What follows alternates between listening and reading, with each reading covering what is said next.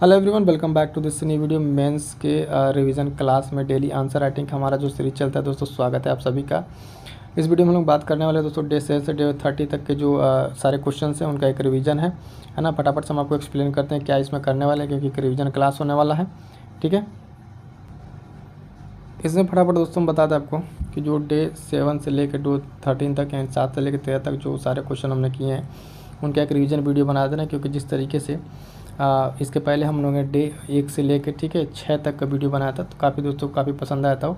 क्योंकि जिनका छूट जाता है, जिनको रिवीजन करना है, तो उनको सब सारे वीडियोज़ जो है एक ही साथ मिल जाते हैं कंपाइलेशन के तौर पे। तो ये हम बताते हैं आपको कि डे 7 से लेके 7 से लेके 13 तक का जो एक एक दिन का हमने क्वेश्चन किया था डेली आंसर राइटिंग में, ठीक है, उनका ये कंप्लीट कंपाइलेशन है। उसको रिवीजन के तौर पे हम लोग देखेंगे इसमें कौन कौन से क्वेश्चन हम लोग किए थे, उसको आपको एक बार डिस्कस कर दे रहे हैं। प्रश्न संख्या 7 हम लोग डिस्कस किए थे कि उत्तर प्रदेश की वास्तुकला की जो एक विशिष्ट सांस्कृतिक और ऐतिहासिक विरासत है और ये भारत के समृद्ध में इतिहास में विशिष्ट महत्व रखता है, इसकी व्याख्या किए थे। तो यूपीएससी वैसे से रिलेटेड क्वेश्चन था। अगला क्वेश्चन था, क्वेश्चन जब हम करेंगे तो वहाँ आपको डिटेल हम समझा देंगे, बट फिलहाल यहाँ पर क्वेश्चन सारे बता देना आपको कौन कौन से इसमें क्वेश्चन कवर होंगे। उत्तर प्रदेश के प्राचीन नगर अयोध्या के बारे में डिस्कस करेंगे, ठीक है, कि सांस्कृतिक और राजनीतिक इसका आर्थिक महत्व क्या है, इसके बारे में प्रश्न हमने चर्चा किया था डे 8 में। डे 9 में देखेंगे अगर तो उत्तर प्रदेश की द्विसदनीय व्यवस्था पर संक्षिप्त नोट लिखना था और उसके लाभ और हानि को बताना था, यानी उत्तर प्रदेश में जो द्विसदनात्मक व्यवस्था है उसके बारे में हम लोग डिस्कस किए थे डे 9 में। डे 10 में क्या है, 10 और 11वें दिन हमने क्या किया था, करंट अफेयर का मुद्दा लिया था जो जीएस पेपर 2 से रिलेटेड था। उसमें यह था कि भारत के निर्वाचन आयोग के बारे में हमने पूरी जानकारी ली। उसके बाद से कि देश के जो लोकतांत्रिक हिस्सा है उसको मजबूत करने के लिए चुनाव आयोग की क्या भूमिका है, उसको हम लोग कैसे और मजबूत कर सकते हैं, इस बारे में डिटेल चर्चा किए थे। ये दोनों क्वेश्चन मोस्ट इंपॉर्टेंट हैं इस पर्सपेक्टिव से। हाल फिलहाल में 18वीं लोकसभा का चुनाव हुआ है, ठीक है, और इसमें चुनाव आयोग की भूमिका बहुत हाईलाइटेड रही थी। तो पहला तो आपको चुनाव आयोग के बारे में जानना जरूरी है, ये आपके प्रीलिम्स से लेके मेंस में क्वेश्चन एकदम बनेंगे ही बनेंगे। उसके साथ साथ दूसरे पॉइंट हमने जाना कि इसमें चुनाव आयोग और कैसे मजबूत किया जा सकता है, कई बार इसके पे सवाल उठा तो उसको भी हम देखेंगे, ठीक है। अगला पॉइंट उसके बाद हम देखें क्वेश्चन जो 12 नंबर पे देखे थे, जलवायु परिवर्तन को लेकर। जब भी आप हीट वेव के बारे में आप इतना सुन रहे हैं, ये भी करंट मुद्दा है क्लाइमेट चेंज का, तो इसके बारे में हमने डिस्कस करा है कि जलवायु परिवर्तन का प्रभाव मानव पे तो पड़ ही रहा है, उसके साथ साथ कृषि पे कैसे पड़ रहा है। तो कृषि वाले पे चर्चा किया था, क्योंकि जब एक बार कृषि ध्वस्त होगी तो भूखमरी गरीबी एक साथ आएगी। तो ये क्वेश्चन इंपॉर्टेंट लगा हमें, इसलिए हमने इसको डिस्कस करा। अगले पॉइंट में फिर जलवायु परिवर्तन के बारे में ही जो संभावित परिणाम हो सकते हैं, अन्य क्या और परिणाम हो सकते हैं जलवायु परिवर्तन के, और इसके समाधान क्या हो सकते हैं, इन सब बारे में हमने चर्चा किया था। तो दोस्तों आई होप की चीज़ आपको इसमें समझ में आ गई होगी कि इस रिवीजन वाले डे में जो लोग डेली फॉलो कर रहे हैं उनके लिए तो बहुत अच्छी बात है, और जिनका मिस हो गया उनके लिए है कि आप फटाफट उसको देख के रिवीजन कर लें सारे क्वेश्चंस का, और आप एक बार लिखने का प्रयास ज़रूर करेंगे, ठीक है। तो चलिए स्टार्ट करते हैं। क्वेश्चन कह रहा है कि उत्तर प्रदेश वास्तुकला के विशिष्ट सांस्कृतिक और ऐतिहासिक विरासत का भारत के समृद्ध इतिहास में विशिष्ट महत्व है, इस बात की व्याख्या कीजिए। तो क्वेश्चन तो हमारे पास दे दिया वास्तुकला से, इसके बारे में हमने पहले भी चर्चा की कि वास्तुकला को कैसे लिखना है, क्या करना है। क्वेश्चन को पहले समझते हैं। क्वेश्चन में डिमांडिंग क्या है, क्वेश्चन कह रहा है कि वास्तुकला यानी आर्किटेक्चर की बात करनी है किसकी, उत्तर प्रदेश की। उत्तर प्रदेश में जो भी आर्किटेक्चर वास्तुकला के उदाहरण हैं उसका, ठीक है, भारत के इतिहास में क्या उसका महत्व है उसको बताना है, उसको मेंशन करते हुए उसकी सांस्कृतिक विरासत में किस तरीके से योगदान करता है उत्तर प्रदेश की वास्तुकला। तो वही फिर हमारा यहाँ फॉर्मेट होगा क्या कि पहले इंट्रो लिखेंगे, ठीक है, इंट्रो के पास मेन बॉडी होगी, फिर कंक्लूजन होगा, और इसमें फोकस किस पे होगा, वास्तुकला पे। जो भी उत्तर प्रदेश के वास्तुकला है उस पर हमारा मेन फोकस होगा, ठीक है। क्वेश्चन का आपको फॉर्मेट समझ में आया कैसे कैसे इसमें क्या क्या डील करनी है। इस वास्तुकला को हम स्टार्ट करेंगे प्राचीन इतिहास से लेके मॉडर्न इंडिया तक आएंगे, आधुनिक भारत तक आएंगे, और उसकी क्या महत्व रही है भारत के इतिहास में उसको भी दिखाएंगे, ठीक। तो दोस्तों देखिए इंट्रो में क्या है कि ज़्यादा नहीं भाई 15 से 20 वर्ड में लिखना रहता है, तो एक अच्छे 2 लाइन 3 लाइन के एक अच्छा इंट्रो हो जाए। उत्तर प्रदेश में वास्तुकला के विकास में मानव के क्रमिक विकास व समृद्धि को देखा जा सकता है, यानी उत्तर प्रदेश में जो वास्तुकला का विकास है वो मानव के प्राचीन से लेके, ठीक है, और उसके क्रम वाइज कह सकते हैं, प्राचीन से लेके मध्यकालीन फिर आधुनिक भारत, इस तरीके से होते होते यहाँ तक आया है। और उसमें उत्तर प्रदेश का काफ़ी योगदान रहा, जैसे कि हम जानते भी हैं कि इंडस वैली से के बाद से अगर देखें, इंडस वैली भी कि उसमें अगर देखें तो उत्तर प्रदेश का है, और उसके पहले चले जाएं पैलेलिथिक पाषाण काल प्रागैतिहासिक काल में वहाँ भी है। तो क्या क्या वास्तुकला है उसको देखते हैं यहाँ से। पहला यहाँ पे मेंशन किया है प्रागैतिहासिक काल में, ठीक है, प्रागैतिहासिक काल में देखिए जो हमने बता रखा था आपको, जब क्वेश्चन जो डिटेल GS 5 का ये क्वेश्चन तो है ही है, ठीक है, GS 5 का, तो उसमें जो हम लोग बात किए थे इसमें क्या क्या मेंशन करना है, प्रागैतिहासिक काल करना है, प्रयागराज की बेलन नदी घाटी, ठीक है, बेलन नदी घाटी का क्षेत्र, मानव बस्तियों के साक्ष्य चौपानी मांडो, एक ये मेंशन कर दिए, सराय नहर से झोपड़ी का फर्श, अस्थायी निवास के साक्ष्य जहां प्रारंभिक वास्तुकला के विकास का पता चलता है। तो ये प्रागैतिहासिक काल का जो भी मेंशन था उत्तर प्रदेश में विथ एग्जाम्पल यहाँ पे मेंशन कर दिया गया है, ठीक है। अब बात करते हैं हड़प्पा काल में, ठीक है। हड़प्पा काल में अगर हम देखेंगे तो हड़प्पा काल का क्या है कि हड़प्पा सभ्यता के सबसे पश्चिमी स्थल आलमगीरपुर मेरठ, जो ईंटों से बने भवनों का साक्ष्य है। देखिए कितनी अच्छी तरीके से यहाँ पे मेंशन भी कर दिया साइट को, और वहाँ पे एग्जांपल भी यहाँ पे कोट कर दिया है कि हड़प्पा सभ्यता का कौन सा स्थल है, पश्चिमी स्थल है, और आलमगीरपुर, ठीक है, आलमगीरपुर, और मेरठ से ईंट से बने भवनों का साक्ष्य है। हुलास सहारनपुर का, ठीक है, हुलास सहारनपुर, यहाँ पे गड्ढे की ठोस ईंटों से बना मकान, ठीक है, गाढ़े ठोस ईंटों के लिए इस तरीके से बना मकान, और 2 पॉइंट क्या है, हुलास यूपी का, और ये आलमगीरपुर, ठीक है। तो ये 2 पॉइंट यहाँ पे मेंशन कर दिए। फिर बात करते हैं अगर हम मौर्यन आर्किटेक्चर की, मौर्य वास्तुकला, तो इसमें स्तूप आ जाएगा, शिलालेख आ जाएगा, जो मौर्यन है स्तूप है ना, उत्तर प्रदेश के सारनाथ में धार्मिक स्तूप है ना। उसके बाद से देखें तो सारनाथ का वो पिलर, तो देखिए यहाँ पे क्या है कि निर्मित सारनाथ अशोक स्तंभ मौर्यकालीन शिल्प में बेहतरीन उदाहरण है। प्रयागराज का अशोक स्तंभ, मेरठ और टोपरा का स्तंभ, ये सब सारी चीज़ें, उनका महत्व क्या है, महत्व में आप देख सकते हैं यहाँ पे कि सारनाथ का जो पिलर स्तंभ है, तो वहाँ से भारत के सत्यमेव जयते कोट वहाँ से लिया गया है, ठीक है। उस पर जो मेंशन और उसका जो आप देख सकते हैं कि उसका धर्म जो स्तंभ है वो भी उत्तर भारत के उसमें कितनी अहम भूमिका निभा रहा है वर्तमान में। तो उसको यहाँ पे अगर देखेंगे क्या कहते हैं, नए संसद भवन में भी उसको इस तरीके से इंट्रोड्यूस किया गया, तो वहाँ भी इस चीज़ को मेंशन कर सकते थे एग्जाम्पल के तौर पे। अगला पॉइंट है बौद्ध में, बौद्ध को लेकर स्तूप, बौद्ध विहारों का निर्माण, वाराणसी में चौखंडी स्तूप, धार्मिक स्तूप, ठीक है, घोषित राम विहार। श्रावस्ती की बात करें तो वहाँ पे है ना पुष्पाराम विहार, राजा का राम विहार, और रामभर स्तूप कुशीनगर, ठीक है। कुशीनगर बुद्ध महापरिनिर्वाण स्थल के रूप में काफ़ी फेमस है। बात करते हैं गुप्ता स्थापत्य की, ठीक है।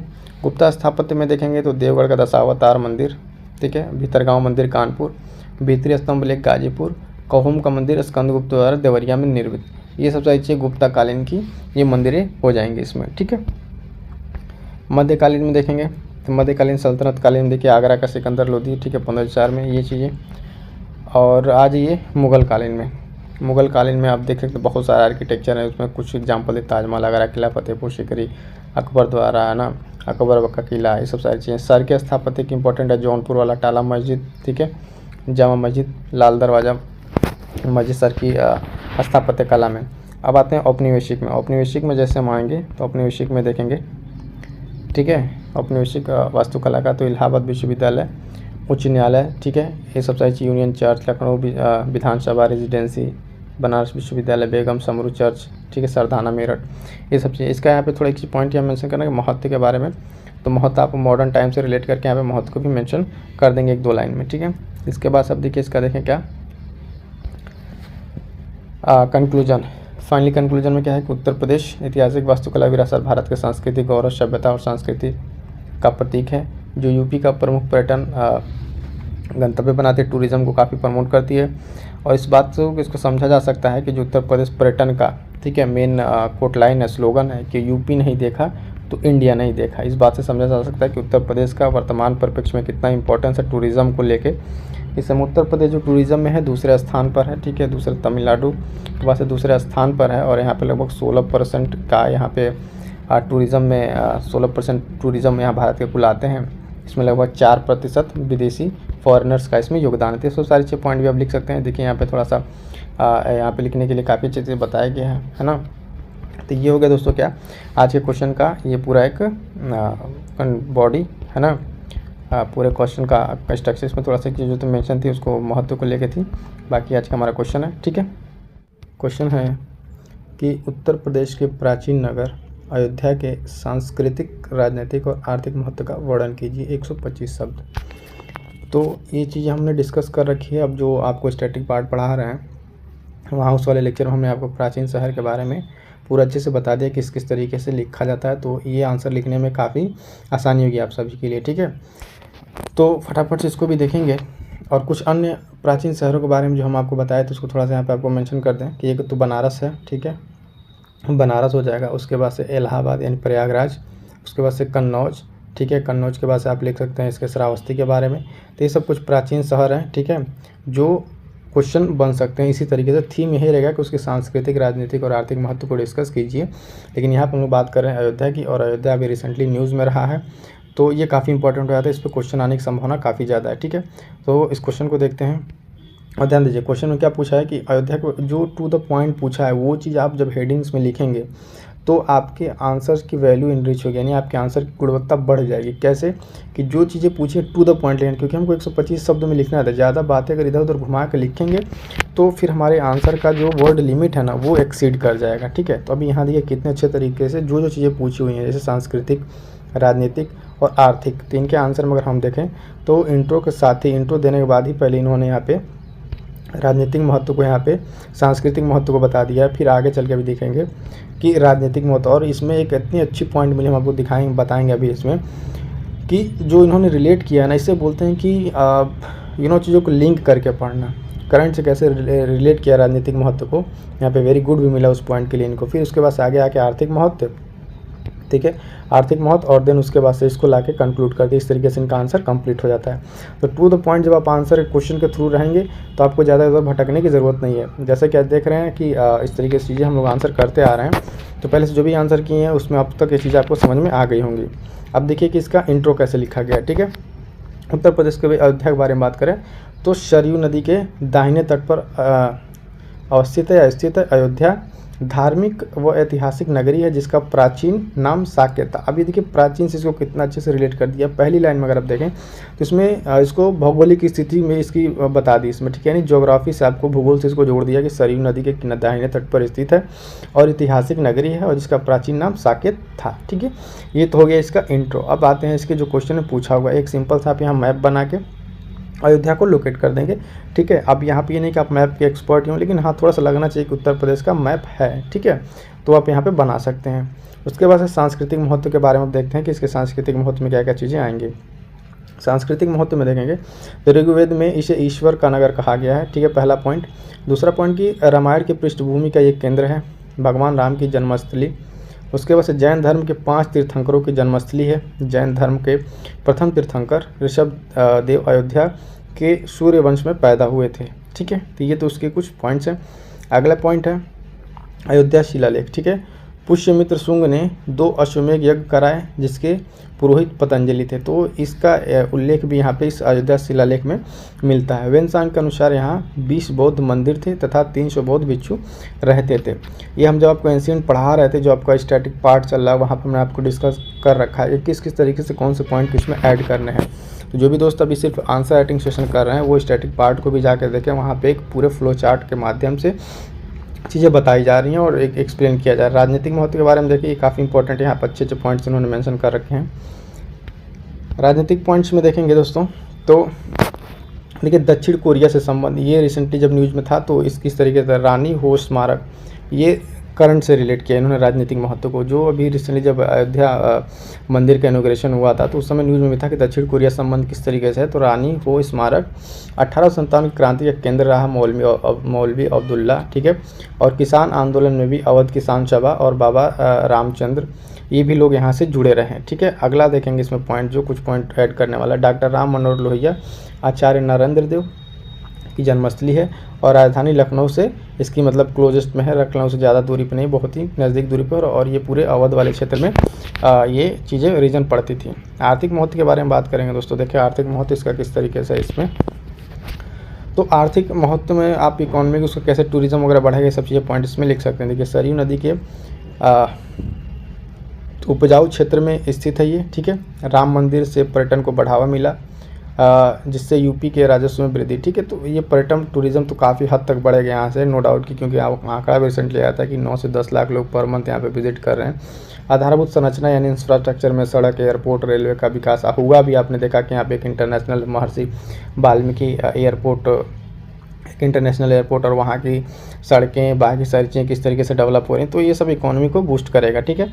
हस्तशिल्प की बात करें तो फूल से इत्र निर्माण, धूपबत्ती निर्माण, जिससे रोजगार में वृद्धि। ठीक है। ODOP में गुड़ का उत्पादन, यानी 1 डिस्ट्रिक्ट 1 प्रोडक्ट का यहाँ का जो है वो गुड़ के उत्पादन में है।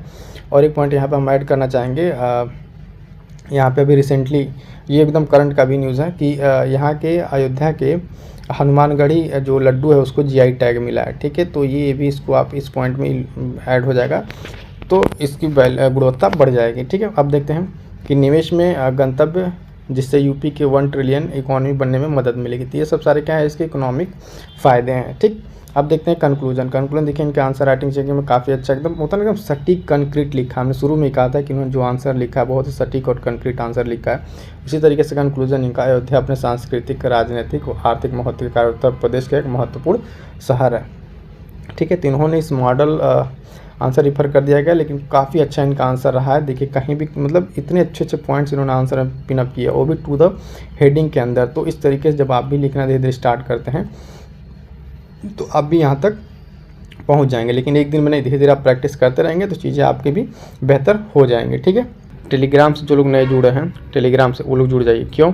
क्योंकि अब वहाँ पर हम स्टार्ट करने वाले हैं पर्सनल मेंटरशिप प्रोग्राम। क्या है कि वहाँ पे आप सभी को अलग से हमें ग्रुप बना के ऐड करेंगे। ठीक है। उस ग्रुप में आप सभी को ऐड करेंगे और उसमें जो लोग सिर्फ सीरियस स्टूडेंट वही जुड़ेंगे, और वहाँ पर अपने डाउट आप पूछ सकते हैं। ठीक है। किस तरीके से आंसर राइटिंग करने, किस तरीके से प्रीलिम्स का अप्रोच है, वो बहुत सारी चीज़ें वहाँ पे डिस्कस होनी है। तो फटाफट से आप लोग, लिंक जो है टेलीग्राम का है, वहाँ सब जुड़िए। अभी जिस ग्रुप में आप जुड़ेंगे वो स्टडी मटेरियल का ग्रुप है। ठीक है। लेकिन वहाँ से फर्दर हम एक ग्रुप क्रिएट करके आपको वहाँ से सेपरेट करेंगे जो सीरियस स्टूडेंट हैं उनको। ठीक है। तो कुछ बातें, चलिए फटाफट से स्टार्ट करते हैं। आज के क्वेश्चन को देखते हैं कि कौन सा हमारा क्वेश्चन है।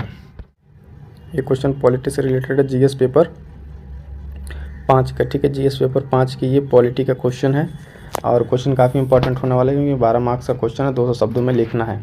ठीक है। तो फटाफट क्वेश्चन को देखते हैं। क्वेश्चन क्या कह रहा है। क्वेश्चन में पूछा गया कि उत्तर प्रदेश में द्विसदनीय व्यवस्था पर एक संक्षिप्त नोट लिखें और राज्य स्तर पर द्विसदनीय व्यवस्था के होने के लाभ और हानि की उसको डिटेल में बताइए, क्या है क्या नहीं। यानी जो द्विसदनात्मक प्रणाली व्यवस्था है उत्तर प्रदेश में किस तरीके से है, उस पर एक आपको शॉर्ट नोट्स लिखना, बताना, एक्सप्लेन करना है, और इसके क्या क्या आप देखेंगे लाभ और हानि है उसको हमको डिटेल में हमको बताना है। तो मेन फोकस क्या रहेगा कि द्विसदनात्मक प्रणाली क्या होती है इसको बताएंगे, और इसके बाद से राज्य स्तर पर इसके होने के और लाभ और हानि के इस यहाँ पे डिस्कस करेंगे। ठीक है। फटाफट चलिए देखिए आंसर में देखते हैं।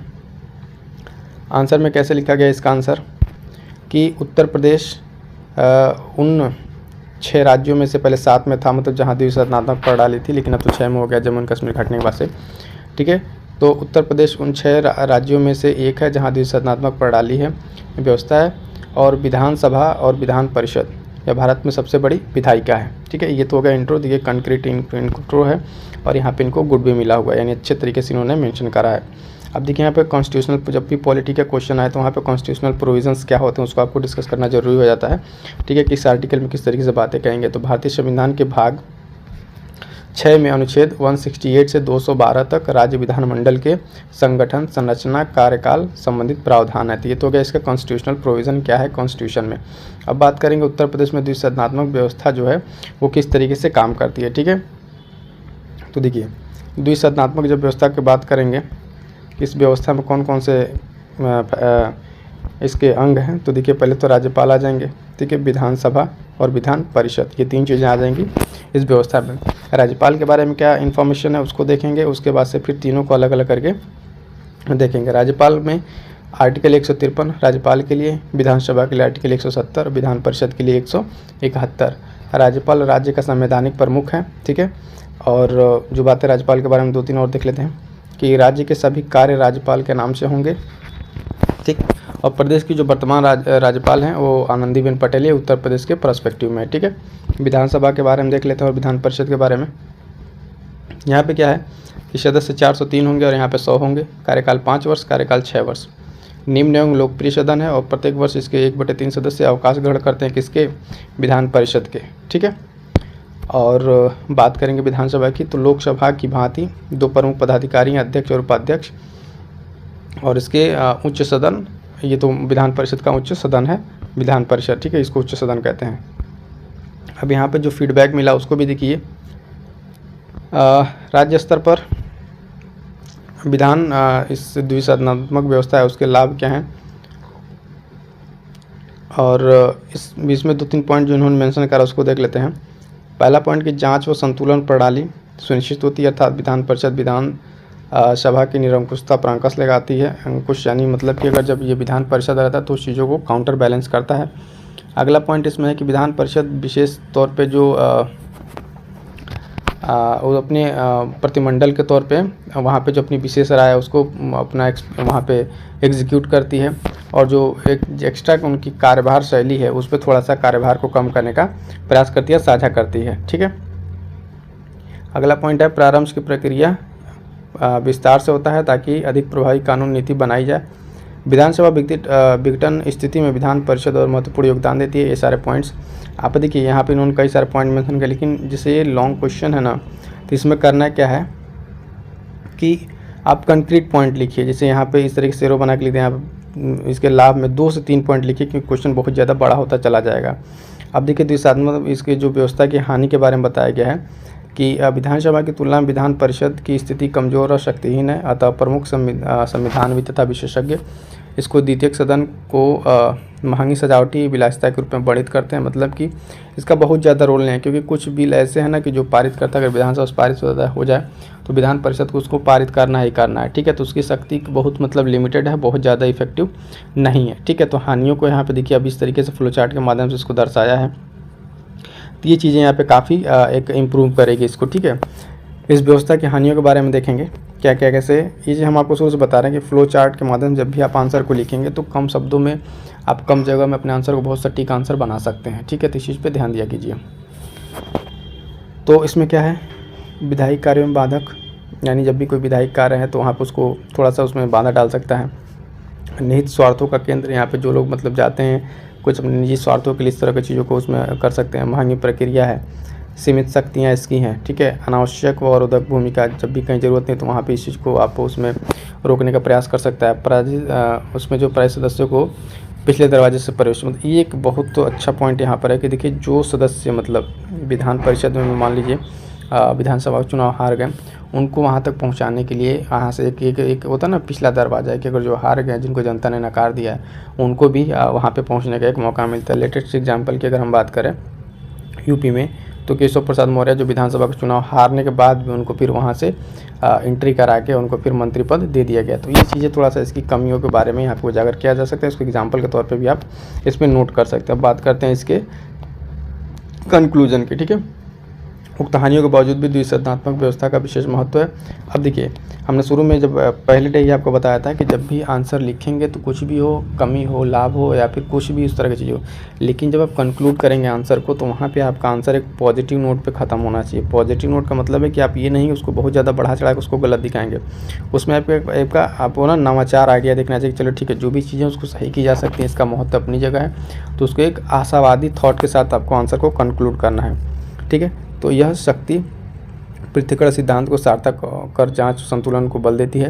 हालांकि द्वितीय प्रशासनिक आयोग का सुझाव है, अब देखिए यहाँ पे द्वितीय प्रशासनिक आयोग को कोट कर दिया है, तो अब यहाँ पे आपके आंसर की वैल्यू बढ़ जाएगी कि आप अपनी बात नहीं रख रहे हैं, आंसर में किसी रिपोर्ट को इंडिकेट करना या फिर किसी कह सकते हैं किसी का कोटेशन या फिर किसी का जो एक स्टेटमेंट उसको करना, तो आपकी आंसर की गुणवत्ता वहाँ पर बढ़ जाती है। तो प्रशासनिक आयोग का सुझाव है कि विधान परिषद को पंचायती राज संस्थाओं के प्रतिनिधियों के रूप में कार्य करना चाहिए ताकि स्थानीय शासन को मजबूती मिल सके, ठीक है। तो ये था इनका एक कंक्रीट आंसर। जब भी आंसर को हम लिखेंगे ना तो जी बताएं कि वहाँ पे आप किसी को कोट करते हैं तो कैसे वहाँ पे कोई डेटा है, कोई स्टेटमेंट है, कोई रिपोर्ट है, उसको कोट कर देंगे तो उससे आपके बात की ना ऑथेंटिसिटी बढ़ जाती है। तो इस तरीके से ये क्वेश्चन था हमारा एक पूरा, आप देख सकते हैं कितने नंबर में 12 नंबर का क्वेश्चन था। इस तरीके से क्वेश्चन को हम लोगों ने कंप्लीट करा, ठीक है। पहले क्वेश्चन में हम लोग डिस्कस करेंगे कि जो इलेक्शन कमीशन है, ठीक है, ये क्या है, किस तरीके से इसका कॉन्स्टिट्यूशनल प्रोविज़न है, और अगले क्वेश्चन में बात करेंगे कि इसकी सूचिता पे किस तरीके से क्या क्या प्रॉब्लम्स इसको आ रही हैं, कैसे इसमें सुधार किया जा सकता है। इसमें मेंस में क्वेश्चन पूछे जा चुके हैं, ठीक है। ये 2022 का क्वेश्चन आचार संहिता के उद्भव के आलोक में भारत के निर्वाचन आयोग की भूमिका की विवेचना की। तो ये मेंस में एक बार क्वेश्चन आ भी चुका है यूपीएससी के, साथ साथ प्रीलिम्स में भी आ चुका है। तो फटाफट से पहले हम इसको स्ट्रक्चरिंग करके आपको दिखा दें कि स्ट्रक्चर कैसे करना है।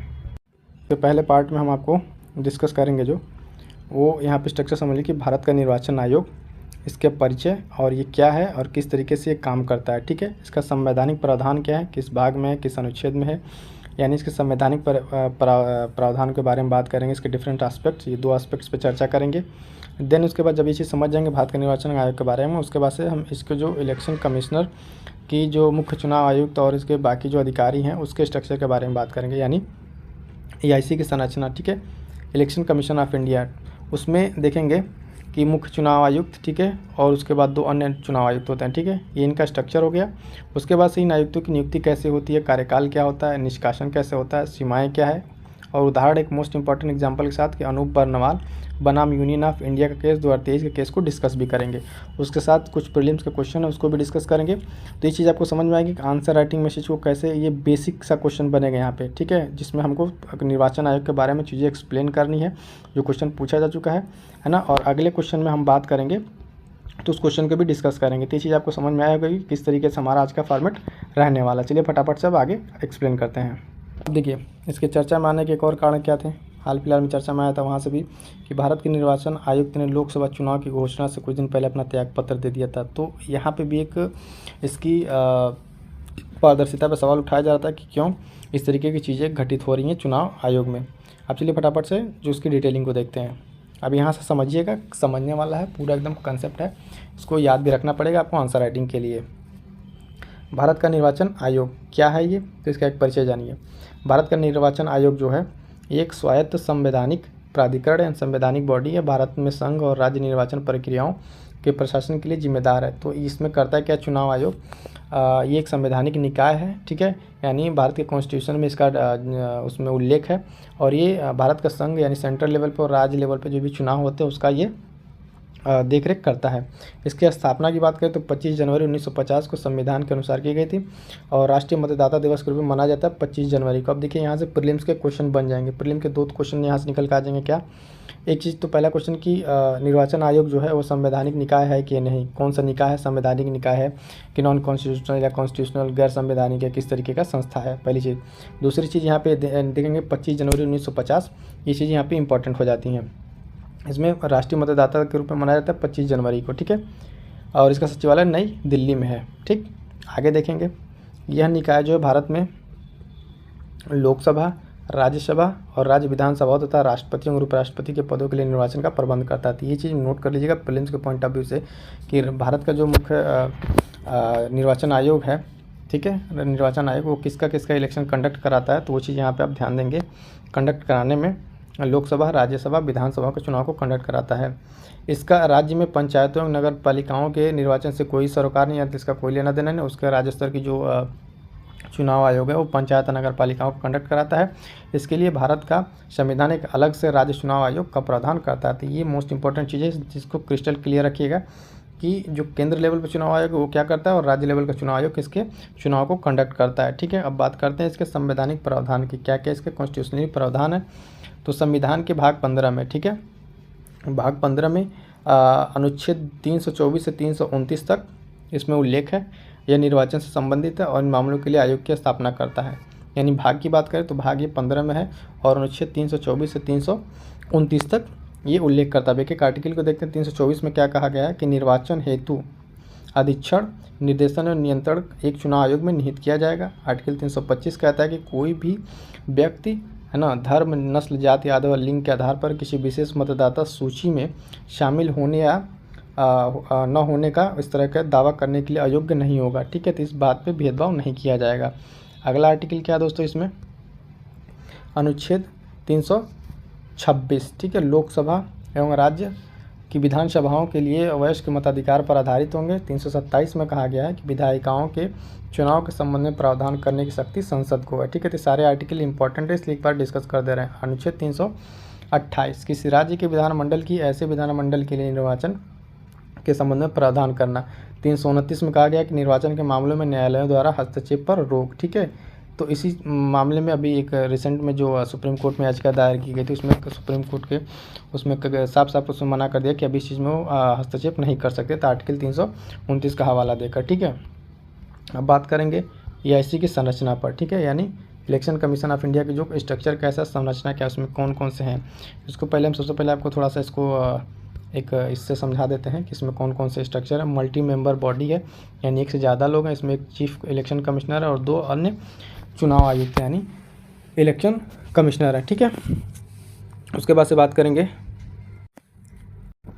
तो देखेंगे अपॉइंटमेंट और टर्म ऑफ ऑफिस प्रेसिडेंट के द्वारा होता है 6 साल या 65 वर्ष, जो भी इन दोनों में से पहले उसके लिए हो जाता है। ये क्वेश्चन पूछा हुआ प्रीलिम्स में है कि इनका कार्यकाल कितना होता है। रिमूवल कैसे होता है, तो इनका रिमूवल भी वैसे इम्पीचमेंट के द्वारा होता है जैसे कि इलेक्शन कमीशन रिकमेंड करेगा अदर के लिए। ठीक है, तो ये चीज़ों की हम आपको बता रहे थे, यहाँ पे डिटेल में एक्सप्लेन कर दे रहे हैं इसको संरचना के बारे में। ठीक है, यहाँ देखिए मूल रूप से अगर बात करेंगे आयोग में, तो केवल एक चुनाव आयुक्त थे पहले, सबसे पहले की जब बात है। ठीक है, लेकिन चुनाव आयुक्त संशोधन करके इसमें 1979 में, ठीक, इसके बाद से एक बहुसदस्यीय निकाय को बना दिया गया। चुनाव आयुक्त में मुख्य चुनाव आयुक्त इस आयोग में और 2 अन्य आयुक्त होते हैं जिनकी नियुक्ति राष्ट्रपति के द्वारा समय समय पर किया जाता है। ठीक है, वर्तमान में CEC में 2 चुनाव आयुक्त, ठीक है, शामिल हैं और एक मुख्य चुनाव आयुक्त हैं। राज्य स्तर पर चुनाव आयोग का मुख्य निर्वाचन अधिकारी द्वारा सहायता प्रदान की जाती है। ये तो ठीक है, एडिशनल इन्फॉर्मेशन हो गई। बात करते हैं इनकी नियुक्तियों और कार्यकाल के बारे में। इनकी नियुक्ति और कार्यकाल के बारे में जब देखेंगे तो राष्ट्रपति द्वारा CEC मुख्य चुनाव आयुक्त की नियुक्ति की जाती है और अन्य चुनाव आयुक्तों की भी नियुक्ति की जाती है। ठीक, उसकी सेवा और शर्तें, कार्यकाल अवधि वो सब अधिनियम के द्वारा मेंशन, उतना ज़्यादा डिटेल में नहीं जाना है। 6 साल का एक निश्चित कार्यकाल होता है या 65 वर्ष, इन दोनों में से जो भी पहले हो वो उनका कार्यकाल होता है। ठीक है, ये इन्फॉर्मेशन। अगला देखेंगे इनका वेतन और जो भी सेवा शर्तें हो कैबिनेट सचिव के बराबर होती हैं। कई बार वो क्रोनोलॉजिकल आर्डर में दे देता है, पूछता है कि इनके वरीयता क्रम में सेट कीजिए, जिसमें कैबिनेट सचिव, इलेक्शन कमीशन, मुख्य चुनाव आयुक्त, कंट्रोलर, ऑडिटर जनरल सब दे देता है, तो उसके हिसाब से देखिएगा सेवा इनकी कैबिनेट सचिव के बराबर है। इन्हें भारत के सर्वोच्च न्यायालय में न्यायाधीशों के समकक्ष दर्जा प्राप्त होता है और समान वेतन एवं भत्ते मिलते हैं। किनके बराबर? सर्वोच्च न्यायालय के न्यायाधीशों के बराबर। ठीक है, इनके निष्कासन के बारे में देखेंगे।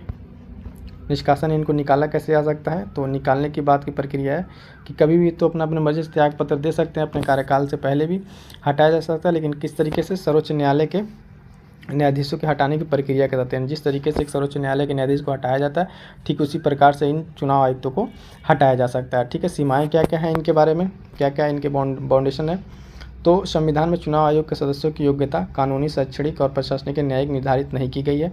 ये क्वेश्चन प्रीलिम्स बन जाएगा कि इनकी जो आयोग के सदस्यों की योग्यता के बारे में सीधे स्टेटमेंट दे दे कि ये योग्यता होनी चाहिए। ध्यान दीजिएगा, यहाँ पे कोई योग्यता की बात नहीं की गई है। ठीक है, संविधान में चुनाव आयोग के सदस्यों के कार्यकाल को निर्दिष्ट नहीं किया गया है और संविधान ने सेवानिवृत्त हो चुके चुनाव आयुक्तों को सरकार द्वारा किसी और नियुक्ति से वंचित नहीं किया, यानी दोबारा इनका किसी और फील्ड में रिक्रूटमेंट हो सकता है।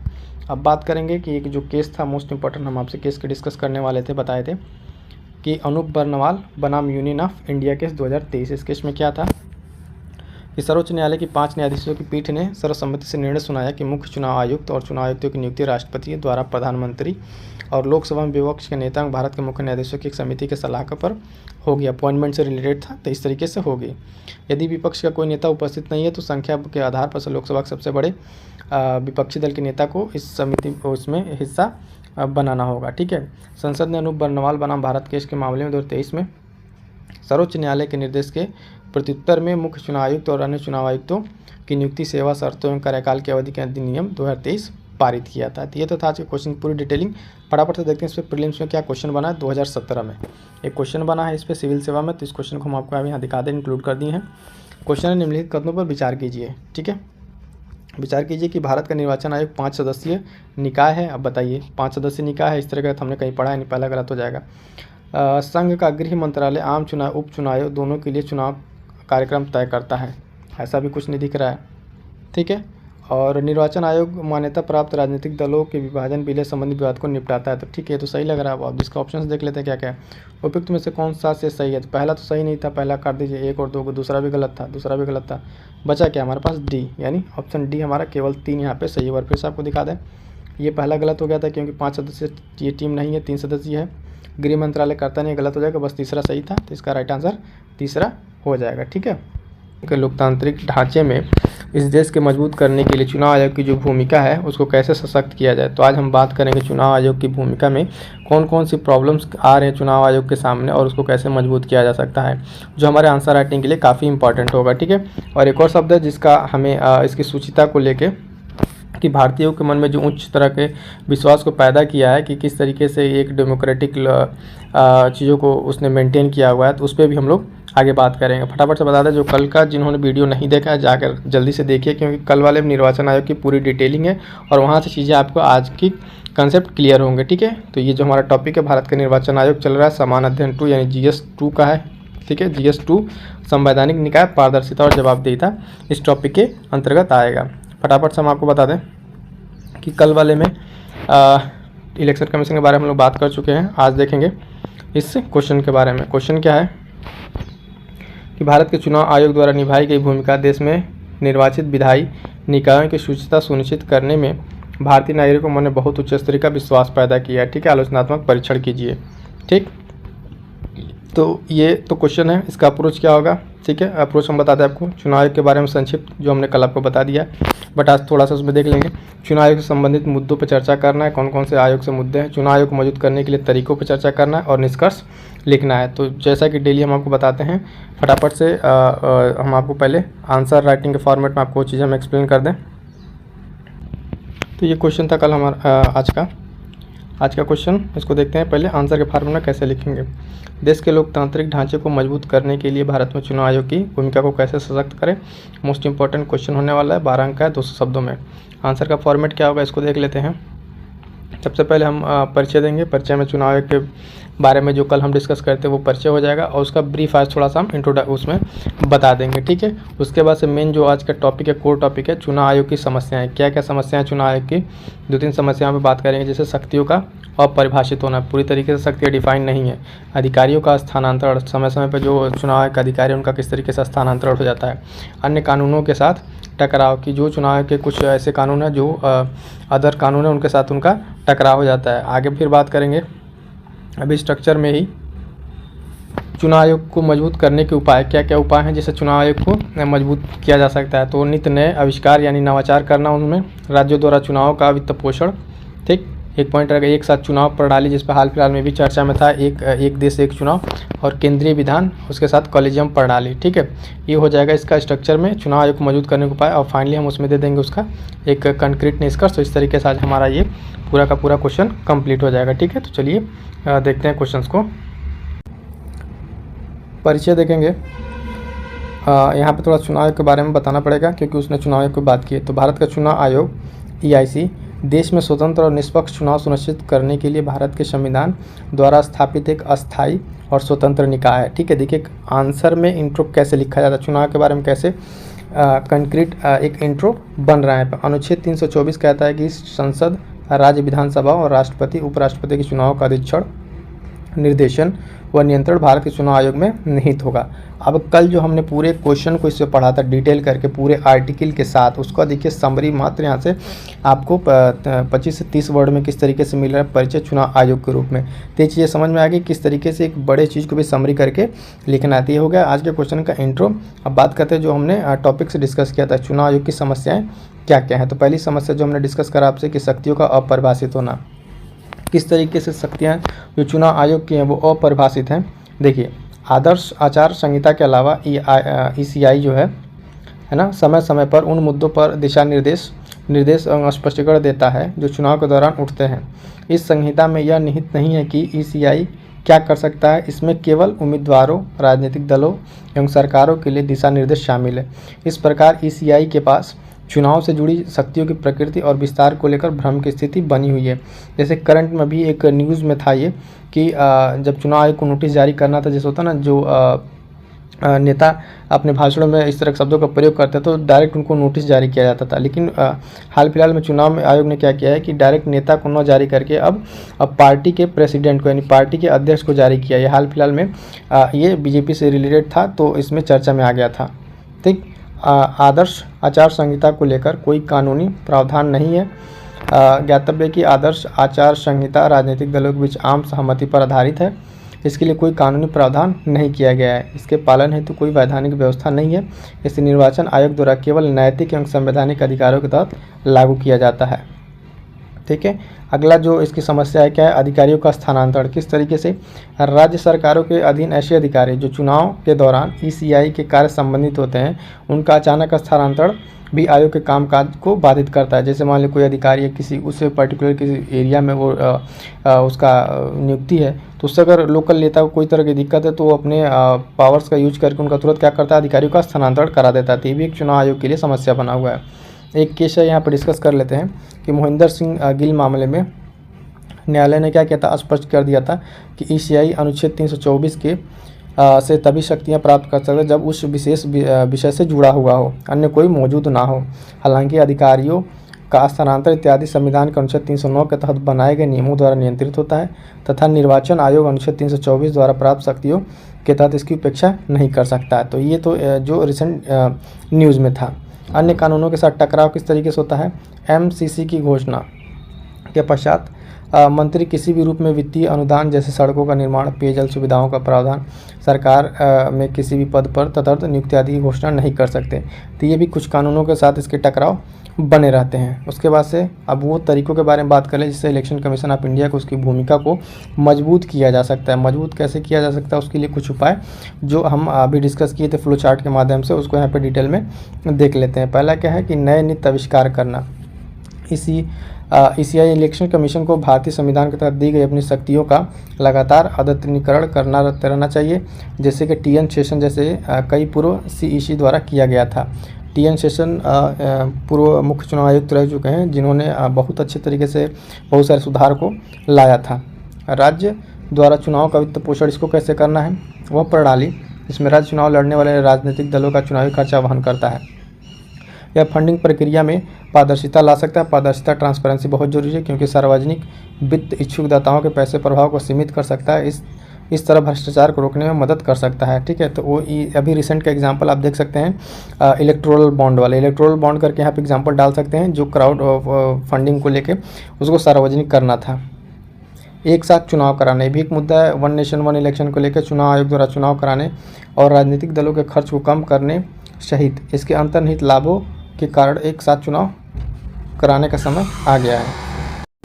अगला पॉइंट है केंद्रीय विधान। इसमें क्या है, केंद्रीय विधान में वाले पॉइंट में कि जनहित फाउंडेशन और बनाम अन्य भारत संघ 2018 मामले में सुप्रीम कोर्ट ने संसद को राजनीतिक अपराधीकरण को रोकने के लिए कानून बनाने और देश की राजनीतिक व्यवस्था को स्वच्छ रखने के लिए ठोस प्रयास करने की जिम्मेदारी दी है। तो इस पे भी केंद्र सरकार को ध्यान देना चाहिए क्योंकि सुप्रीम कोर्ट का फैसला था किस तरीके से उस पर इन चीज़ों को रोक लगाया जाए। अगला पॉइंट जिससे मजबूत किया जा सकता है चुनाव आयोग को, कॉलेजियम प्रणाली। कॉलेजियम प्रणाली क्या है कि नियुक्ति के कॉलेजियम प्रणाली जैसा कि तारकुंडे समिति 1975 और गोस्वामी समिति 1990 द्वारा सुझाया गया है पर विचार किया जाना चाहिए। यानी कॉलेजियम प्रणाली को अपनाकर चुनाव आयोग की जो है शुचिता को बरकरार किया जा सकता है। फाइनली निष्कर्ष क्या होगा, यहाँ पे निष्कर्ष में देखेंगे कि ईसीआई ने कर्तव्य के प्रति प्रतिबद्धता प्रदर्शित कर भारतीय जनमानस के बीच लोकतांत्रिक एवं वैधानिक संस्थाओं के प्रति विश्वास पैदा किया है।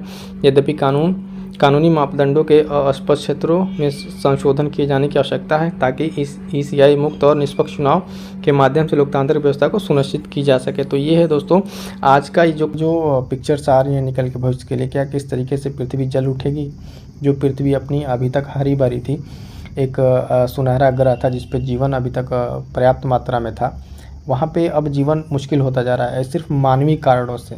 किस तरीके से ह्यूमन ने इसको इम्पैक्ट किया है कि आप देखिए कि जो पृथ्वी ग्लोबल वार्मिंग की चर्चा हो रही थी वो ग्लोबल वार्मिंग न होकर बॉइलिंग में बदलता जा रहा है। तापमान इसी तरीके से बढ़ता रहा तो क्या इम्पैक्ट होगा अपनी इस पृथ्वी का। इस पे जो रिलेटेड क्वेश्चन बनेंगे, जलवायु परिवर्तन के संभावित परिणामों को चर्चा करेंगे, समाधान के बारे में देखेंगे। ठीक है, जलवायु परिवर्तन से समस्त मानव क्रियाकलापों पे प्रभाव तो पड़ेगा। सबसे ज़्यादा प्रभाव पड़ेगा कृषि पे। कृषि पड़ेगा तो भूखमरी गरीबी एकदम चरम पे हो जाएगी क्योंकि भारत जैसे देश में जहाँ पे हम देखते हैं कि अधिकांश जनसंख्या किस पे आधारित है, कृषि पे। तो मोस्ट चांसेस हैं कि आपको यहाँ पे कृषि से रिलेटेड आपको यहाँ पे क्वेश्चन देखने को मिल जाए मेंस में। और जलवायु परिवर्तन से बाकी परिणामों पर तो चर्चा करेंगे ही, वो तो होगा ही, लेकिन मोस्ट इंपॉर्टेंट क्या बन रहा है पे कृषि, क्योंकि अधिकांश जनसंख्या इससे प्रभावित होगी। कृषि नहीं होगा तो किस तरीके से भुखमरी गरीबी बढ़ती जाएगी। तो आज के सेशन में हम लोग देखेंगे, इस वाले क्वेश्चन को डिस्कस करेंगे कि किस तरीके से कृषि पे इसका प्रभाव पड़ रहा है। चलिए, आपको ये सब सेशन कैसा लग रहा है, किस तरीके से जो सेशन स्टार्ट किया गया है ये करंट मुद्दे पे, आपकी क्या राय कमेंट करके जरूर बताइए। कंटिन्यू रखना है कि आगे और इसमें किसी और तरीके से किस टॉपिक कवर करना है, क्योंकि आप लोग का सुझाव ही बताता है कि आप लोग को किस तरीके से इंटरेस्ट इसमें जनरेट हो रहा है कि नहीं। ठीक है दोस्तों, चलिए फटाफट से आज के इस क्वेश्चन को हम लोग देखते हैं कि किस तरीके से ग्लोबल वार्मिंग से कृषि पर प्रभाव पड़ता है। ठीक है, इस प्रश्न के उत्तर में सबसे पहले हम देखेंगे दोस्तों उत्तर की रूपरेखा क्या होगी, किस तरीके से हम इसको स्ट्रक्चर करेंगे उत्तर को। ठीक है, तो उसको पहले समझ लेते हैं। अब यहाँ देखिए कि जलवायु परिवर्तन की बात की तो संक्षिप्त में बताएंगे मानवीय क्रियाकलाप हैं उसके द्वारा जलवायु परिवर्तन किस तरीके से हो रहा है, उसके प्रभाव को स्पष्ट करेंगे।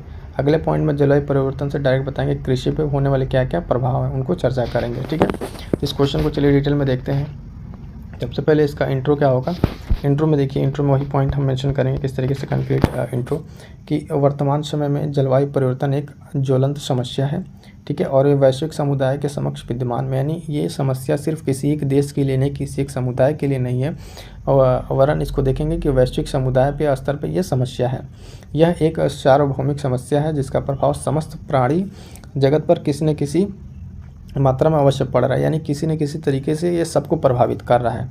ठीक है, आगे देखते हैं कि भारत सहित अन्य विकासशील देश जहां असंख्य अधिक से अधिक संख्या जनसंख्या कृषि पर निर्भर है, वहां जलवायु परिवर्तन की समस्या स्वास्थ्य पोषण की चुनौती प्रस्तुत कर सकती है। यानी ये समस्याएं आ सकती हैं। क्या हो सकता है कि जहाँ पर इतनी जनसंख्या है और वो भी कृषि पर निर्भर है, भारत जैसे देश या फिर अन्य देश, तो वहाँ पे किस तरीके से चुनौती का काम करेगा। शहरों में जलवायु परिवर्तन कम आय वाले लोगों के लिए आवास भोजन संबंधी समस्या को गहरा कर सकती है। विकासशील देशों में जहां वर्षा आधारित कृषि होती है वहां इसके विपरीत परिणाम हो सकते हैं। ठीक है, तो ये सब तो परिणाम इसके क्या हो जाएंगे, इस तरीके से विपरीत परिणाम देखे जा सकते हैं। अब देखेंगे कि जलवायु परिवर्तन से कृषि पे क्या क्या प्रभाव पड़ रहा है, जलवायु परिवर्तन से कृषि पे क्या क्या प्रभाव पड़ रहा है उसको पॉइंट आउट कर देंगे, तो एक क्वेश्चन हमारा कंप्लीट हो जाएगा।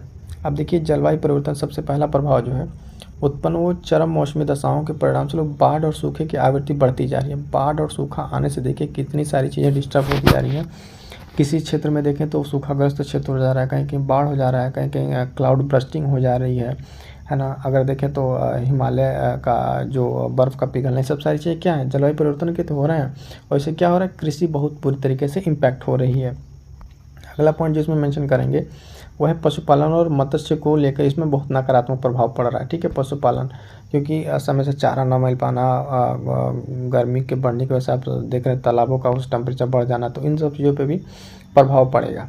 अगला है कि वातावरण में कार्बन डाइऑक्साइड की बढ़ती मात्रा जो है फसलों की पैदावार को नकारात्मक रूप से प्रभावित कर सकती है, ये संभावनाएँ हैं। अगले पॉइंट में देखेंगे कि जलवायु परिवर्तन के परिणामस्वरूप उत्पन्न अत्यधिक तापमान कृषि को प्रतिकूल रूप से प्रभावित कर रहे हैं, जिसमें कीट, खरपतवार, कवक ये सब उत्पन्न हो रहे हैं। ठीक है, अगला पॉइंट है कि समुद्र तटीय क्षेत्रों में जल प्लावन के कारण भूमि लवणीकरण, बंजर होने की संभावना अधिक बढ़ती जा रही है। तो ये सब क्या है, इन सब के इम्पैक्ट हैं। ठीक है, पहले तो हम आपको सबसे पहले बता दें कि इस प्रश्न खंड में जलवायु परिवर्तन के संभावित परिणामों को और समाधान के बारे में बताना है। ठीक है, ये तो प्रश्न इसका हो गया। ठीक है, और इसका जो अप्रोच होगा, इसमें क्या क्या क्वेश्चन की डिमांड है उसको पहले समझ लेते हैं। सबसे पहले तो जलवायु परिवर्तन को बताएंगे एक संक्षिप्त में कि जलवायु परिवर्तन आखिर है क्या, किस तरीके से ये परिवर्तन हो रहा है, और इसके बारे में जो भी डेटा है, फैक्ट्स, उसके बारे में देखेंगे। उसके बाद से जलवायु परिवर्तन के जो संभावित परिणाम है उस पर चर्चा करेंगे, और उसके बाद समाधान है तो कुछ सुझाव देके, ठीक है, इसको हम लोग कंप्लीट करेंगे अपने आंसर को। तो आई होप सो इस पूरे क्वेश्चन का आपको फॉर्मेट समझ में आ गया होगा। अब देखते हैं इसको फ्लो चार्ट में कैसे रिप्रेजेंट करेंगे। ठीक है, पहले एक रिप्रेजेंटेशन देख लें। देखिए, जलवायु परिवर्तन के जो प्रमुख कारण हैं उनको हमने यहाँ पे पॉइंट आउट कर दिया है। ये इस तरीके से भी आपको आंसर में काम आएगा कि जब भी आपको आंसर लिख रहे समय कम पड़ रहा है, ठीक है, समय नहीं बच पा रहा है, और आप लास्ट में भी आंसर कंप्लीट करना चाहते हैं, तो इस तरीके से लास्ट में आप रिप्रेजेंट करके भी छोड़ देंगे तो आपके मार्क्स अच्छे मिल जाएंगे। ठीक है, तो ये चीज़ वहाँ पे भी ध्यान आएगा, और इस तरीके से याद करने में भी आपको आसानी होगी। तो जलवायु परिवर्तन के जो परिणाम है उसमें सबसे पहले देखिए समुद्र के जल स्तर में वृद्धि हो रही है। ठीक है, आने वाले में एक रिपोर्ट है रिसेंटली की कि जिसमें बहुत सारे जो भारत के समुद्र तटीय देश हैं वो बहुत जल्दी जलमग्न हो जाएंगे, है ना। और उसके बाद एक है वर्षा प्रतिरूप में परिवर्तन। जैसा कि आप देख पाते हैं कभी कभी गर्मी के मौसम में देखिए कभी कभी बरसात है ना, बरसात में गर्मी, ठंडी में भी गर्मी लगना, तो ये सब वर्षा के जो रूप हैं वो अत्यधिक तरीके से चेंज होते जा रहे हैं। फसल और उपज पर इसका प्रभाव पड़ा है, जैसे गरीबी और बेरोजगारी बढ़ती जा रही है। जब फसल नहीं होगा तो उस पर भी किस तरह की इम्पैक्ट पड़ रहा है। जैव विविधता तो एकदम डोमिनेंटली तरीके से इसका इफेक्ट पड़ ही रहा है। जैव विविधता किस तरह से प्रभावित हो रही है, मरुस्थलों का विस्तार हो रहा है और मानव के स्वास्थ्य पे भी इसका प्रभाव बहुत तेज़ी से पड़ रहा है। ठीक है, चलिए फटाफट से इसके उसको देखते हैं एक परिचय को। परिचय में क्या है कि जलवायु एक लंबी, ये परिचय है, ठीक है। उसमें परिचय में जलवायु एक लंबी अवधि के औसत मौसम की स्थितियों का संक्षिप्त विवरण है। भौतिक तथा मानवीय क्रिया की बदौलत जो जलवायु परिवर्तन होता है, ठीक है, इन सब चीज़ों की एक लंबी टेन्योर है, जिसका एक एवरेज हम कह लें। औद्योगिक क्रांति के बाद विभिन्न मानवीय गतिविधियों के कारण वायुमंडल में कार्बन डाइऑक्साइड का और अन्य गैसों का लगातार वृद्धि होने से पृथ्वी के सतह के तापमान में वृद्धि होती रही है। ठीक है, और पृथ्वी के जो अंदर जो निरंतर जो गर्म होने के कारण संपूर्ण मानव जाति के अस्तित्व पर सवाल खड़े हो गए हैं।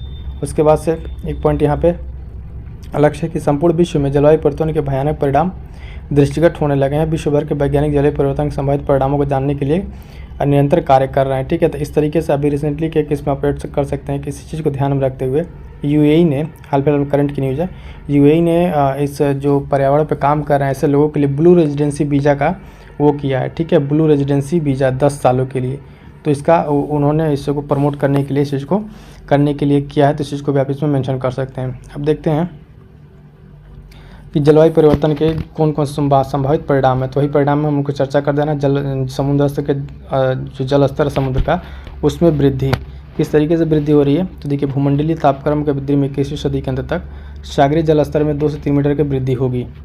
ये चीज़ ध्यान रखिएगा। इससे विश्व की लगभग आधी आबादी प्रभावित होगी। मालदीव जैसे कई द्वीप डूब जाएंगे।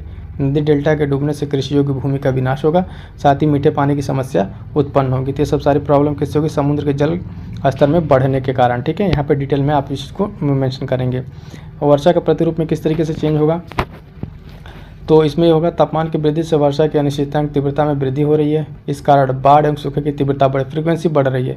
उच्च अक्षांशों में अधिक वर्षा होने से यहाँ बाढ़, भूस्खलन, मृदा प्रदूषण की घटनाओं में वृद्धि हो रही है। तो इस लगातार वर्षा होने से या फिर न होने से ये सब चीज़ें क्या कर रही हैं, पर्यावरण को नुकसान पहुँचा रही हैं। अगला पॉइंट हमारे पास कि फसल प्रतिरूप एवं उपज पर प्रभाव। ठीक है, दोस्तों अभी लास्ट तक रुके, वहाँ पे एक चीज़ आपसे शेयर करनी है। जो अभी पहले क्वेश्चन कंप्लीट कर ले फिर हम आपको बताते हैं।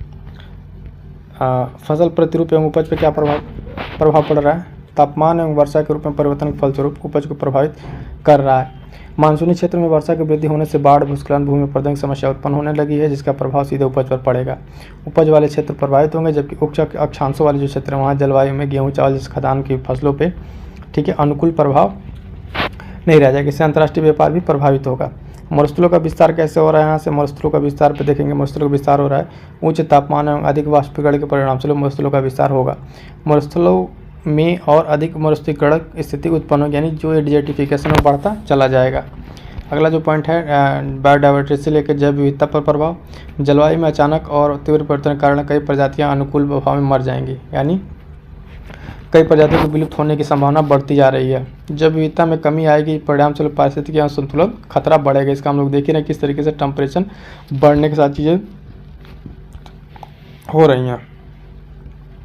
अब देखेंगे मानव स्वास्थ्य पर सबसे ज़्यादा तो अब मानव को ही झेलना पड़ेगा। जिस तरीके से वनों की कटाई और अंधाधुंध शहरीकरण हुआ है, उसका तो सामने नतीजा दिख ही रहा है अभी फिलहाल इसी वर्ष। तापमान में वृद्धि से अधिक स्वास्थ्य संबंधी समस्याएं, हृदय संबंधी, ये सब तो जो बीमारियां ठीक अपनी जगह है ना। उष्णकटिबंधीय देशों में देखो मलेरिया, डेंगू, है ना, ये सब बीमारियां प्रकोप में वृद्धि होगी। साथ ही इन बीमारियों का विस्तार अन्य भी देशों में होगा। तो अपने यहाँ तो अभी देखो कई कितने सारे लोग रिसेंटली मर चुके हैं अभी सिर्फ धूप की वजह से, गर्मी की वजह से, इस अभी रिसेंटली के 2-4 दिनों में, है ना। तो ये सब परिणाम किसके हो जाएंगे, ये सब परिणाम हमने डिस्कस कर लिए। कौन से, जो अभी यहाँ पर हमने आपको बताया एक चार्ट के माध्यम से सारे परिणामों को डिस्कस कर लिया। अब देखते हैं इसके हम लोग क्या कंक्लूजन को, आंसर को कंक्लूड करेंगे। तो कंक्लूजन में क्या है, सारी बातों को अप्रोच करते हुए एक पॉजिटिव अप्रोच पे लाके कंप्लीट करेंगे। ठीक है, अब देखिए जलवायु परिवर्तन विभत्स परिणाम 80-90 के दशक में दिखने लगा था, लेकिन वर्तमान में जो वैश्विक उष्मन हो रही है उससे लगातार जो वृद्धि हो रही है उसमें प्रतिबद्धता की पोल खोल है। यानी किस तरीके से लोग कोप सम्मेलन हो रहा है या फिर वैश्विक स्तर पर सम्मेलन हो रहा है, उसका कुछ असर दिख नहीं रहा है। क्योंकि होता नहीं कि सिर्फ एक ढकोसलेबाजी दिख रही है कि लोग ये सम्मेलन वो सम्मेलन, ग्रीन हाउस को कम करना, ये सब सारी चीज़ें दिखती रही हैं, लेकिन उसका असर होता नहीं दिख रहा है। वैज्ञानिकों के अनुसार जलवायु परिवर्तन को रोकने के लिए ग्रीन हाउस गैसों को कम करना उत्तम समाधान होगा। इसके लिए कोयला और पेट्रोलियम पर आधारित ऊर्जा की बजाय सौर ऊर्जा, नवीकरण स्रोतों का विकास करना। अब तो सब तो कह तो रहे हैं, लेकिन जो अभी डेवलपिंग कंट्री है उनको छोड़ने के लिए कहा। जो डेवलप कंट्री है वो तो अपना छोड़ ही नहीं रहे हैं, वो लोग अपने इसका अंधाधुंध यूज किए जा रहे हैं। तो जो लोग अभी डेवलपिंग फेज में हो, अगर जैसे भारत जैसे देश अभी 70% भारत की एनर्जी जो है भारत जैसे देश की कोयले पर आधारित है, तो ये कैसे कोयले को अचानक से बंद कर सकते हैं? नहीं बंद कर सकता है। तो इस तरीके से चीज़ें सामने निकल के आ रही हैं। अब देखेंगे व्यक्तिगत रूप से ऊर्जा का संरक्षण करना होगा। विकसित राष्ट्रों को चाहिए, देखिए बात हो जाएगी, विकसित राष्ट्रों को चाहिए विकासशील और गरीब राष्ट्रों की आर्थिक और तकनीकी मदद करें, क्योंकि जो तकनीक नहीं रहेगी तो फिर कैसे लोग आगे बढ़ पाएंगे। और खुद हानिकारक गैसों को उत्सर्जन कम कर जलवायु परिवर्तन से निपटने के लिए आवश्यक है विश्व के सभी राष्ट्रों को आर्थिक, राजनीतिक, सामरिक लाभ की नीति से निपटकर सामूहिक प्रयास करना होगा, जबकि लोग प्रयास कर नहीं रहे हैं। ठीक है, तो यद्यपि 1992 में विश्व पृथ्वी सम्मेलन, 1997 क्योटो संधि से, सब जो भी इसको मेंशन कर देंगे। अमेरिका पेरिस, अभी हाल फिलहाल में क्या हुआ, अमेरिका पेरिस संधि से बाहर हो गया, जो एक चिंता का विषय है, क्योंकि वो अपना मनमानी करेगा फिर कि भाई हम तो उसमें नहीं है, आप अपना देख लीजिए। ठीक है, तो इस तरीके से विश्व स्तर पर भी राजनीति, आप इस तरह के समझिए कि जो चीज़ें हम देखते हैं अपने गाँव घर है ना आसपास, उसी तरह की राजनीति लगभग विश्व स्तर पर होती है। गुटबाजी कह लीजिए, है ना, एक दूसरे को नीचा दिखाने के लिए सब चीज़ें वो विश्व स्तर पर भी होती रहती हैं। तो ये सब सिर्फ क्या कर रहे हैं लोग, सम्मेलन पर सम्मेलन किए जाए, उसका कोई बहुत ज़्यादा इंपैक्ट नहीं दिख रहा है। तो फिलहाल तो ये था दोस्तों आज के हमारे क्वेश्चन, जो क्वेश्चन हम लेके आज देखे थे कि तापमान किस तरीके से बढ़ रहा है तो उसका क्या इंपैक्ट होगा। और डेली आंसर राइटिंग सीरीज में आप लोग प्रैक्टिस करते रहिए और अपना फीडबैक देते रहिए। ठीक है, जो साथी नए हैं और या फिर जो लोग जुड़े हुए हैं उनके लिए कि इम्पॉर्टेंट देखिए यहाँ पे कंप्लीट आपके लिए दोस्तों, कंप्लीट प्री और मेंस के लिए। ठीक है, जो बचे हुए समय का एक प्रॉपर यूटिलाइजेशन किया जा सकता है उस तरीके से फ्रेम करके आपके यहाँ प्रोग्राम में दिया जा रहा है। पहला चीज़ कि प्रीलिम्स ओरिएंटेड आपको घटना चक्र की जो 15,000 क्वेश्चन हैं उनको सेगमेंट वाइज, ठीक है, इतिहास, भूगोल, ठीक है, इस तरीके से सेगमेंट में बांट के यहाँ पे चीज़ें कराई जा रही हैं OMCQ प्रैक्टिस प्रीलिम्स के लिए। उसके बाद से अलग से टेस्ट सीरीज कराया जाएगा सब्जेक्ट वाइज, कुछ टेस्ट सीरीज अपलोडेड है, उसको भी जाकर आप देख सकते हैं। और साथ साथ जो आपका ये आंसर राइटिंग सीरीज चल रहा है तो आपके लिए मोस्ट इंपॉर्टेंट हो जाता है, जिसको आप अभी अटेम्प्ट कर रहे हैं, है ना। और उसके साथ जो स्पेशल ये प्रोग्राम है स्टैटिक पोर्शन का, इसको आप जरूर कवर कीजिए। और जिन लोगों ने आंसर राइटिंग का ये बेसिक सेशन नहीं देखा उसको जाकर जरूर देखिए कि किस तरीके से बिगिनर्स मेंस की आंसर राइटिंग को करें, किस तरीके से अपने आंसर राइटिंग को इम्प्रूव कर सकते हैं। तो ये सब सारी चीज़ आपके लिए काफ़ी इंपॉर्टेंट होने वाली है। तो दोस्तों जाके आप इस वीडियो को जरूर देखें। ठीक है, मिलते हैं किस नेक्स्ट वीडियो में, तब तक के लिए थैंक यू सो मच।